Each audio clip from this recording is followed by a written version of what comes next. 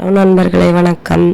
நான் உங்கள் பிரியா. நம்ம பார்க்க போகிற பதிவு என்ன அப்படின்னு பார்த்தீங்கன்னா, நாளைக்கு நம்மளுக்கு சனி மகா பிரதோஷம். நிறைய பேர் கோயிலுக்கு போகிறத வழக்கமாக வச்சுருப்பீங்க. மாதந்தோறும் வரக்கூடிய பிரதோஷ வேலைகளில் இந்த பிரதோஷ காலங்கள்லேயே இந்த சனி மகா பிரதோஷமும் திங்கட்கிழமை வரக்கூடிய சோமவார பிரதோஷமும் மிகவும் சிறப்பு. உங்கள் எல்லாருக்குமே தெரியும். நாளைக்கு இந்த பிரதோஷ வேலையில் நீங்கள் கோயிலுக்கு போனீங்க அப்படின்னா, இந்த கோயிலில் தரக்கூடிய இந்த 2 பொருட்களை வாங்கிட்டு உங்களோட நிலைவாசலில் கட்டினீங்க அப்படின்னா கண்டிப்பாக உங்களுக்கு சகல விதமான கஷ்டங்களும் நீங்கி உங்கள் வாழ்க்கையில் ஒரு நேர்மறையான சக்தி வரும். சிவபெருமானோட பரிபூரணமான அருளும் உங்களுக்கு கிடைக்கும். அதே மாதிரி சிவபெருமானே உங்கள் வீட்டில் குடியேறுவதற்கு இந்த பொருட்கள் உதவியாக இருக்கும். அது என்ன பொருட்கள்னு சொல்லிட்டு நம்ம இந்த பதிவில் பார்க்கலாங்க. அதுக்கு முன்னாடி நீங்கள் இந்த பதிவை பார்க்கக்கூடிய சிவபக்தர்களாக இருந்தீங்க அப்படின்னா மறக்காமல் நம்மளோட கமெண்ட் பாக்ஸில் ஓம் நம சிவாயங்கிறத ஒரு கமெண்டாக போஸ்ட் பண்ணுங்கள்.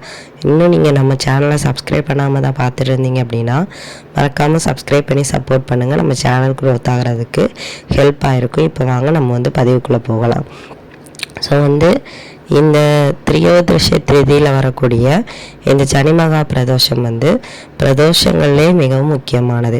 நாளைக்கு நம்ம சிவபெருமானை போய் வழிபாடு செய்யும்போது சனி பகவானால் நம்மளுக்கு எந்த விதமான தொல்லைகளும் இருக்காதாம். அப்படியே நம்மளால் சனி பகவானோட அந்த ஆதிக்கத்தினால நம்ம கஷ்டப்பட்டுட்டு இருந்தோம் அப்படின்னா நம்ம சிவபெருமானை வழிபாடு செய்யும்போது அது சுத்தமாக குறைஞ்சி நம்மளோட வாழ்க்கை ஒரு நல்ல நிலை அடையும் அப்படின்னு சொல்லப்படுது. ஏன்னா சனி பகவானுக்கு சிவபெருமான் மேலே அவ்வளோ ஒரு ஈர்ப்பும் இஷ்டமும் உண்டு. அதனால் அவர் சிவபக்தர்களை ரொம்பவும் தொந்தரவு செய்ய மாட்டார் அப்படின்னு சொல்லப்படுது. நாளைக்கு நீங்கள் நந்தி பகவானோட 2 கொம்புகளுக்கு இடையில சிவபெருமானை வழிபாடு செய்யும்போது கண்டிப்பாக உங்கள் வேண்டுதல்கள்லாம் சிவபெருமானால் நிறைவேற்றி தரப்படும் அப்படின்னு சொல்லப்படுது. ஸோ நாளைக்கு நீங்கள் கோவிலுக்கு என்ன செய்யணும் அப்படின்னு பார்த்தீங்கன்னா, நீங்கள் வருஷந்தோறும் மாதந்தோறும் வரக்கூடிய பிரதோஷ வேலையில் சிவபெருமானை கும்பிட்றீங்க அப்படின்னா இந்த சனி பிரதோஷம் ஒவ்வொரு மாதமும் வரக்கூடியதிலே சிறப்பு வாய்ந்தது. ஸோ ஒரு சனி பிரதோஷம் நீங்கள் சிவபெருமானை கும்பிட்டாலும் 5 வருடம் சிவபெருமானை வழிபட்ட ஒரு பலன் உங்களுக்கு கிடைக்குமா. அதுவும் இந்த வருடத்தின் முதல் சனி பிரதோஷம் வளர்பிறை சனி பிரதோஷம் மார்கழி மாதத்தின் கடைசி பிரதோஷம். ஸோ இவ்வளவு சிறப்பு வாய்ந்த பிரதோஷம் நாளைக்கு வருது. ஸோ இதை மறக்காமல் தவற விடாமல் நீங்கள் சிவன் கோவிலுக்கு போனீங்க அப்படின்னா கண்டிப்பாக யாருக்கிட்டேயும் பேசாமல் ஒரு அமைதியான இடத்துல போய் உட்காந்துருங்க. அப்போ நான் சிவன் தரிசனம் பார்க்காண்டாம அப்படின்னா நீங்கள் ஏதாவது ஒரு ஓரமாக முந்தி அடிச்சுட்டு போய் சிவபெருமானை பார்க்கணுன்னு நினைக்காதீங்க. ஒரு ஓரத்தில் இருந்து உங்களுக்கு லேசாக அவரை அந்த அபிஷேகம் பண்ணுறது அவருக்கு அலங்காரம் பண்ணுறதை பார்த்தாலும் உங்களுக்கு 100 தடவை சிவபெருமானோட அபிஷேகத்தையும் ஆராதனையும் பார்த்த புண்ணியம் உங்களை சேருமா. அதனால் நீங்கள் அமைதியாக ஒரு இடத்துல இருந்து உங்களோட வேண்டுதல்களை கேட்டு என்ன நாமம் சொல்லலாங்கிறத நம்ம தனியும் ஒரு பதிவாக போடுறோம். உங்களால் உங்களுக்கு தெரிந்த நாமங்களை கூட நீங்கள் சொல்லலாம். ஓம் நம சிவாங்கிறத கூட நீங்கள் தொடர்ந்து சொல்லிகிட்டே இருக்கலாம். நீங்கள் நாளைக்கு முக்கியமாக என்ன பொருள் வாங்கி கொடுக்கலாம் அப்படின்னு பார்த்தீங்கன்னா, விபூதியும் வில்வ இலையும் வாங்கி கொடுக்கலாம் சிவபெருமானுக்கு அபிஷேகம் செய்கிறதுக்காக. நீங்கள் திரும்பியும் இந்த விபூதியும் வில்வ இலையும் தான் அந்த கோயிலிருந்து வாங்கிட்டு வர போகிறீங்க. அபிஷேகம்லாம் முடிஞ்சு அலங்காரம்லாம் முடிஞ்சு சிவபெருமானை மனப்பூர்வமாக கும்பிட்டதுக்கு அப்புறமா கடைசியாக போயிட்டு அங்கே கோயிலில் இருக்கக்கூடிய அந்த அர்ச்சகர்கிட்ட கேட்டால் கொடுப்பார் விபூதியும் வில்வயிலையும். சில கோயில்களை பிரசாதமாகவே அதை தருவாங்க விபூதியும் வில்வயிலையும்.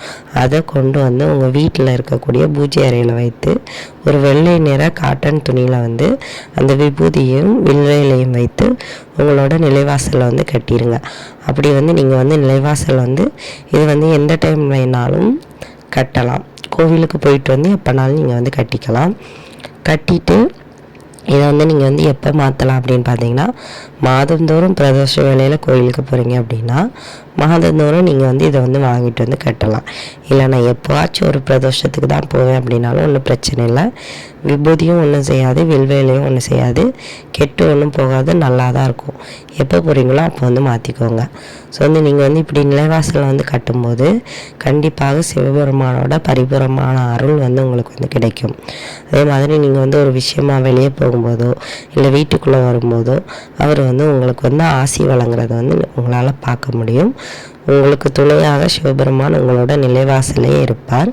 ஸோ அதே மாதிரி உங்கள் வீட்டுக்கும் அவர் வந்து குடி வருவதையும் உங்களால் உணரவும் முடியும். உங்கள் வீட்டில் வந்து ஒவ்வொரு நிகழ்ச்சிகளாக வந்து சுப நிகழ்ச்சிகள் நடப்பதையும், மகிழ்ச்சிகள் வந்து பெருகுவதையும், பணப்பெருக்கம் அதிகமாவதையும் உங்களால் வந்து கண்கூடாக பார்க்க முடியும். அவ்வளவு ஒரு சக்தி உண்டு இந்த விபூதிக்கும் வில்வ இலைக்கும். கண்டிப்பாக நாளைக்கு வந்து நீங்கள் வந்து சிவன் கோயிலுக்கு போகிறீங்க அப்படின்னா மறக்காமல் இதை வாங்கிட்டு வந்து உங்களோட நிலைவாசலை வந்து கட்டுங்க. கண்டிப்பாக இந்த பதிவு வந்து உங்களுக்கு உபயோகமாக இருக்கும்.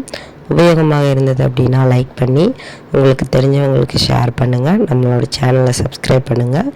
இந்த வீடியோவின் முழு பதிவை பார்த்ததற்கு மிக்க நன்றி.